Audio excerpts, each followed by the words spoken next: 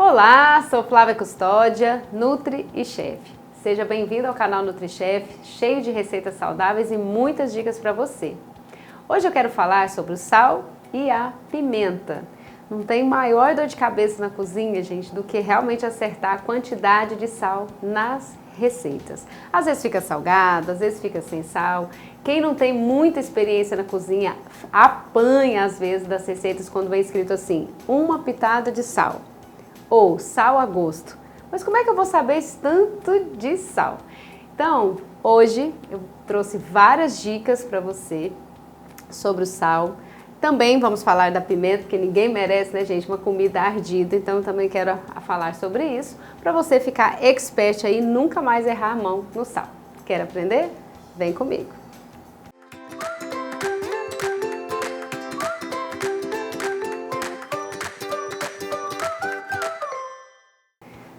Bom, então aqui eu coloquei o sal aqui no potinho para fazer algumas demonstrações para vocês em termos de quantidade. Uma colher de chá, assim, de sal, tem em torno de 5 gramas a 6 gramas, tá? Grave isso, uma colher de chá tem em torno de 5 a 6 gramas. Não sei se você sabe, mas a recomendação do Ministério da Saúde é que você consuma exatamente essa colher por dia de sal. A maioria dos brasileiros come aí de 3 até 5 colheres dessa por dia, porque não é só esse sal de adição. Claro, a gente também tem que pensar no sódio que está presente em alimentos industrializados. Mas, se na sua casa, por exemplo, comem 4 pessoas, faz o almoço, faz o jantar, então é como se você usasse 4 colheres dessa para fazer todos os pratos, tá, das refeições. Então, muita gente às vezes acha pouco, mas esse é o ideal para você não aumentar a pressão arterial. Bom, eu dividi aqui algumas preparações para dar ideia para vocês de quantidade. Então, para sopas, caldos, ensopados e feijão, a gente calcula, né, o peso total da receita com o caldo e aí matematicamente, viu, gente, quantidade de sal aqui, agora eu vou trazer coisa da matemática para a culinária.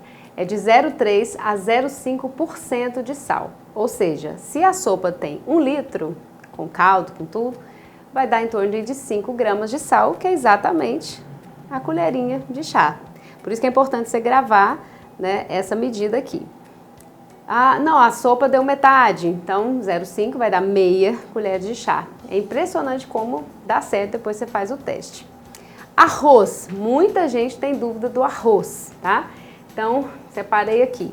Para cada xícara de arroz cru, aqui vai em média, para o branco você vai precisar de 2 vezes mais de água, certo? Que a gente também tem que contar com a água do cozimento. Então, para uma xícara de arroz, você vai precisar de 400 ml de água, que tem 200 gramas. 0,3 gramas de sal você vai precisar, tá? Que é exatamente, né, o 0,5%. Então, vai ser meia colher, que vai dar 3 gramas. Então, aí você não erra mais. Aí, claro, você vai dobrando. Vou fazer 2 xícaras. Então, você vai usar 800 ml de água, então já vai dar 6 gramas de sal, que é uma colher de chá cheia. Tá vendo aí que dá certo?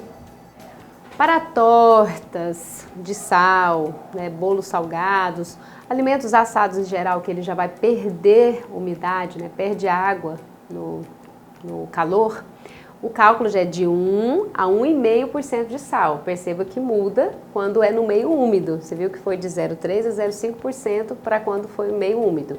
Já para os assados, você vai colocar, no caso de tortas, bolos salgados, né, de 1 a 1,5%. Como é que eu vou saber, Flávia? Porque mistura tudo a receita. Aí esse você vai calcular a quantidade dos ingredientes. Então, vai farinha de trigo, vai ovo, vai verdura. Então, você soma a quantidade dos ingredientes. Então, se deu, por exemplo, 1 quilo, a soma total, 1%, né? Vão se dar 10 gramas de sal, por exemplo, né? Se deu 2 quilos de torta, né? 20 gramas de sal. Para carne cozida, frango cozido, que você vai fazer desfiado, então o raciocínio também é o peso total da carne, tá? Aí você vai calcular de 1 a 2% de sal. Exemplo, eu vou cozinhar 1 quilo de alcatra com 250 ml de água, então eu vou colocar de 10 a 20 gramas de sal na panela de pressão, por exemplo, para cozinhar, porque também é no meio úmido. entendeu? Então vai variar sempre de 0,3% aí até 2%, dependendo da preparação. Por isso que eu dividi, porque depende se é pratos úmidos ou pratos, né, assados, por exemplo, onde você perde água, tá? Tenho certeza que fazendo assim você não vai errar nunca mais na quantidade de sal dos alimentos. E é importante também eu falar que a gente não pode esquecer de descontar os alimentos que já têm sal de natureza quando você for adicionar na preparação. Exemplo, eu vou fazer um feijão com bacon. Bacon já tem sal, então eu preciso reduzir aquela quantidade que eu falei. Ou você vai adicionar um shoyu, um molho inglês, a salada vai uma maionese. Então tudo que já tem sal adicionado você precisa descontar na receita, que senão você vai realmente reforçar o sal, aí ninguém vai dar conta de comer. Como também já tem pratos como bacalhau, que já vem salgado, na verdade a gente põe muitos legumes para você nem precisar pôr sal, ou aquela carne seca que está bem salgada, que ela já consegue salgar todo o resto. Então sempre fica atento aos ingredientes que você vai colocar. E outra dica é sempre põe o sal no final quando for preparação com muito caldo. Sopas, caldos, ensopados, coloque sempre no final. Porque às vezes você vai adicionando e vai provando e são preparações de cocção lenta. Então, às vezes você vai adicionando sal, no final já está bem salgadinho. Então, deixe para você temperar no final, que aí você também não erra. E em relação às pimentas, gente, como eu falei lá no início, ninguém merece uma comida que arde tanto na boca que você não sente mais o gosto. Aí você deixou aquela marinada perfeita do lombo, da carne, do frango, com tantos ingredientes, vinho, laranja, ervas finas, aí você vem com tanta pimenta que você conseguiu mascarar esses outros temperos. Então, cuidado também. É muito mais interessante, às vezes, você oferecer a pimenta à parte, né? Por exemplo, aqui eu estou com uma conserva de pimenta. Então, em vez de você colocar a pimenta, que às vezes são muito fortes, porque a gente também tem que conhecer as pimentas. Bode, malagueta, dedo de moça, são pimentas muito ardidas. E a ardência vem daquela semente interna. Então, eu sempre sugiro você abrir a pimenta, tira um excesso de semente antes de você colocar, porque você perfuma a preparação, não deixa tão ardida. Ou você sempre ofereça para o seu convidado, ou às vezes é uma pessoa da família que gosta de muita pimenta, você deixa à parte. A pimenta do reino, eu acho ela maravilhosa o perfume, eu chamo que é pimenta de finalização.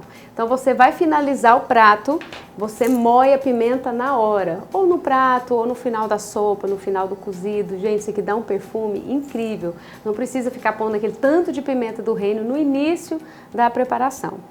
E uma outra que eu gosto demais é a pimentinha de cheiro, como o próprio nome diz, né? Ela é perfumada, é mais para dar, né, esse aroma de pimenta. Você pode, essa sim você pode pôr no início da preparação, que aí ela realmente consegue intensificar o sabor dos alimentos. E em relação ao sal também, quero falar das preparações doces. Bolo. Bolo, gente, é muito importante, os bolos de doce, você acrescentar uma pitada de sal. Aí realmente é uma pitada de sal. O que é uma pitada? Você pode colocar, por exemplo, pegar a colherinha de café e pôr assim a pontinha. Isso é uma pitada. Então, a pitadinha de sal para bolos doces é importante você colocar, porque isso tempera também o bolo, né? Dá um realce mais, né, no doce e não fica, claro, né, salgado. Mas toda preparação de doce, muita gente me pergunta isso. Nossa, tem que pôr sal no bolo? Sim. Todo bolo que você faz de fubá, de chocolate, de banana, o que for, é importante você pôr a pitadinha de sal. Outra ideia também, para pessoas que já são realmente hipertensas, ou tem uma sensibilidade muito grande no sal, ou tem retenção de líquido, é importante você reduzir o sal. Nossa, Flávia, mas é tão difícil que eu gosto tanto de sal. Então eu dou a ideia do sal de ervas, tá? Eu já ensinei esse vídeo, você pode conferir no card aí acima. O gersal ou sal de ervas, que é uma mistura de ervas finas desidratadas com sal. Então isso aqui já vai facilitar você começar a reduzir o sal do preparo, porque ele tem um aroma muito bom. Então você pode usar nas mesmas quantidades que eu coloquei aqui, né, a colherinha de chá, só que como vai estar misturado, porque é 50% sal, 50% ervas, então você já vai reduzindo. Ou você pode até pôr mais ervas, caso realmente você seja hipertenso, você pode usar o sal light, que já existe no mercado, que ele é 50% menos sódio, e ainda dividir com ervas, que aí realmente você está reduzindo bastante a ingestão de sódio, tá? E você pode usar também para fazer as marinadas. Depois eu vou fazer um vídeo só de marinada para lombo, para frango, que é bem interessante também, que você pode reduzir bastante o consumo do sal.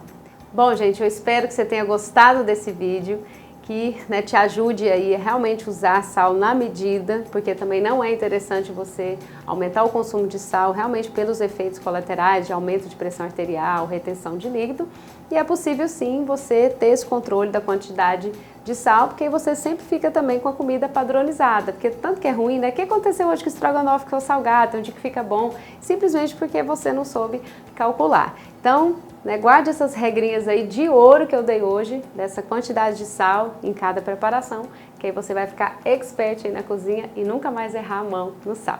Bom, gente, deixe seu like aí, se inscreva no canal, recomende o vídeo aí para quem você acha que é importante e te aguardo nas próximas semanas com mais dicas e receitas saudáveis. Deus te abençoe. Tchau, tchau.